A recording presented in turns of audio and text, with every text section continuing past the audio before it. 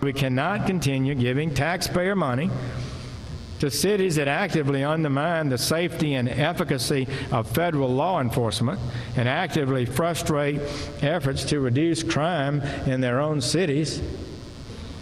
So, if the people in Chicago and these other cities are concerned about losing money, I suggest not call me, call your city council and your mayor.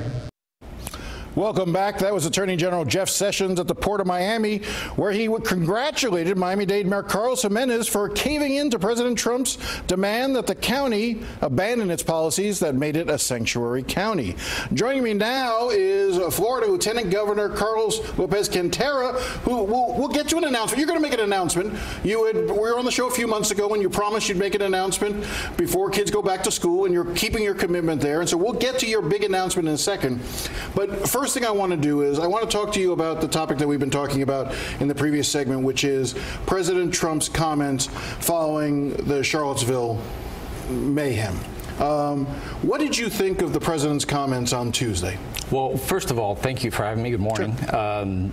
I think, you know, it wasn't mayhem, it was a terrorist attack. And that type of hate speech perpetrated by the white nationalist groups should be condemned unequivocally, unambiguously, every single time anyone has an opportunity to do so.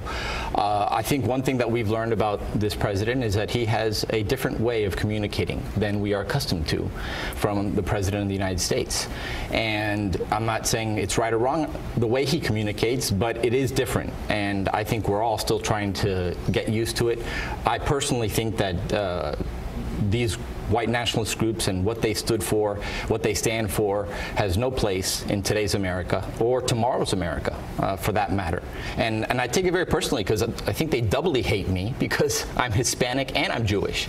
So you know, they hate me twofold, I guess. But I think there's no place in today's society for that type of conversation. But I want to be clear. You just said a moment ago that it's not for you to say whether the president's comments were right or wrong in terms of the way he communicated them.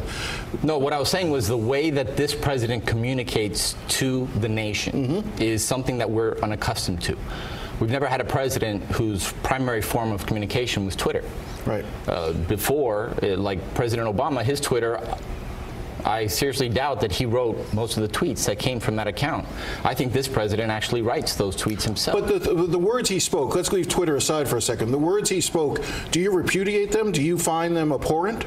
I think that he should have been unambiguous and unequivocally condemning what happened in Charlottesville, what was said by the white nationalist groups, the position, the ideology, the movement in general needs to be condemned entirely, 100% unambiguously. Why do you think he's incapable of doing that? I don't know. I don't really know the president, so I can't really speak for what's in his mind or why he does the things that he does. All right, let's go on to a couple of other subjects. It's been long talked about, and this is the big announcement. We had talked earlier this summer about whether or not you might run for the seat being vacated by Ileana Ros-Lehtinen, the congressional seat. Right now, I think there's 632 Democrats running in the Democratic primary on that side. There's the main Republican right now is Raquel Regalado on the Republican side. Are you going to get into that race? Are you going to run for Congress? Well, it's an honor to be considered. And I'm grateful for all the support that I received and the phone calls encouraging me to run, but I will not be a candidate for Congress in 2018. I will not be a candidate for any office in 2018. I'm going to enjoy serving out the rest of my term as Lieutenant Governor, continuing to work with Governor Scott on our efforts to create more jobs, cut taxes, and make government more efficient.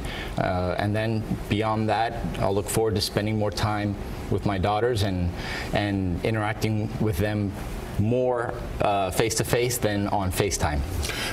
Raquel Regalado right now is the Republican in the race. Are you endorsing her? I'm not making any endorsement. I think that it's very early in the process. We'll see how it all pans out. There's time for other candidates to get in, so we'll wait and see. You're not going to be a candidate in 2018, but you're not ruling out being a candidate after 2018. Is that correct? I may run for something in the future. Well, let's talk about in 2020, the mayor's race in Dade County comes open. open. You've run countywide before. You've won countywide before.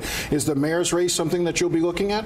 It's something that I would look at. It's a distinct possibility, but that's 3 years away, and there's a lot of time between now and then. But it is a possibility. All right, so let's play mayor for a second. We had Attorney General Jeff Sessions here at the Port of Miami congratulating Mayor Jimenez for reversing the policies that had placed Dade County as a sanctuary county. Did Mayor Jimenez make the right decision there? And how would you handle the issue of Dade County cooperating and working with ICE? Well, I think it was the mayor and the county commission, because the county commission voted on it. I think 9 commissioners voted in favor of the mayor's policy. The way I look at it is pretty black and white. If the federal law says you must do something, then you have to comply with the law. If you don't like the law, there's a process to change the law. It's in Washington, D.C., it is frustrating, it is slow, it's not easy, but there is a process in place to change it. So as long as the law says you must comply with a certain set of requirements, you must comply with the law. But you understand the human toll that's on the other side. The initial policy was to comply with the federal rules, and then it came to a point where there was a lot of instances where individuals were picked up because they didn't have a driver's license or the rest, and then suddenly they're finding themselves under an ICE detainer and deported. Yes. How do you balance what may be the law, but what also may not be just? Look, it is not an easy situation to deal with. I don't think anybody disagrees that violent criminals should be detained and deported if they are here without documents. But as far as the immigration issue in general, I still hold hope that the Congress will address this issue and finally, once and for all, pass either piecemeal or comprehensive immigration reform. It is way past time that they do it, and I'm one that still holds out hope that they will. There are a number of Confederate statues around the state of Florida. What's your opinion about whether or not some of those Confederate statues should be removed from public display and perhaps moved into museums? Where do you come down on that issue? Well, you know, I understand the arguments on both sides. I think it may be unnecessary to be relitigating a war that was fought over 150 years ago. The right side won. There are things that we should be talking about today that are more pressing issues. You have North Korea, Syria, what's happening in Venezuela, the death of democracy in Venezuela. Can you understand Cuba. Why an African American might feel offense at seeing, you know, icons of that period of time? Absolutely, and maybe a compromise would be to add an addendum plaque to every single one of those and point out this person who is on this statue fought on the side of the South that was fighting for continuing the practice of slavery in the United States of America, and thankfully they lost. So you're not in favor of taking down those statues?